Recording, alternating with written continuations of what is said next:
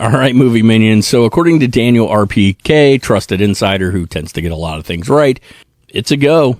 Thor 5 is officially on the schedule and will begin filming late 2025. He also stated that he thinks this will be post-Secret Wars and that they are currently looking for someone to write and direct the film, which we kind of already knew.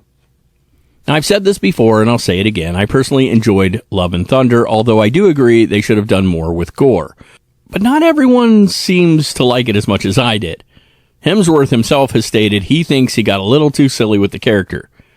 Again, I like the personality they sort of established in Ragnarok, but I'd be okay if he tones it down a little while still retaining that sense of humor the first two films lacked in a massive way.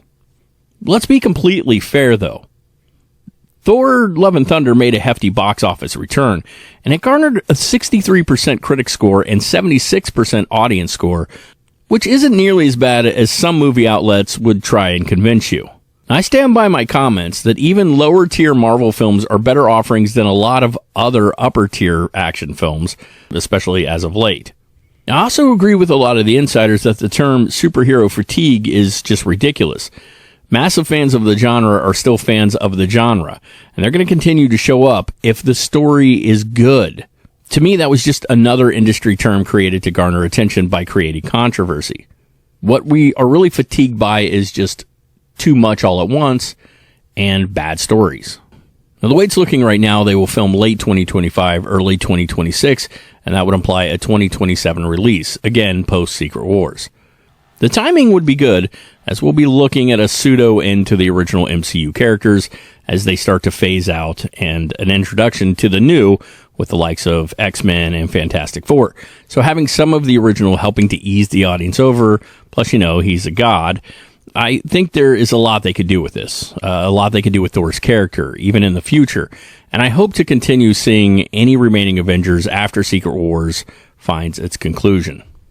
Now, we did do an earlier video talking about a possible storyline for the next Thor film, and this includes Hercules, who was introduced in Love and Thunder. Is going to be played by Brett Goldstein. There are other characters I personally would like to see further developed as well, and this would be a great opportunity for Marvel to do that. We need more Sif, for one thing. I mean, we just don't get enough of her. Give her a deeper story and let her show up in other projects. Also, we were introduced to Heimdall's son, Axel, and we could really build him a little bit up. We could make him a potential recruit for the Young Avengers. Now, I'm looking forward to the future of the MCU, but I do want to see the remaining characters still involved and helping to create the next generation, because to me that just makes sense.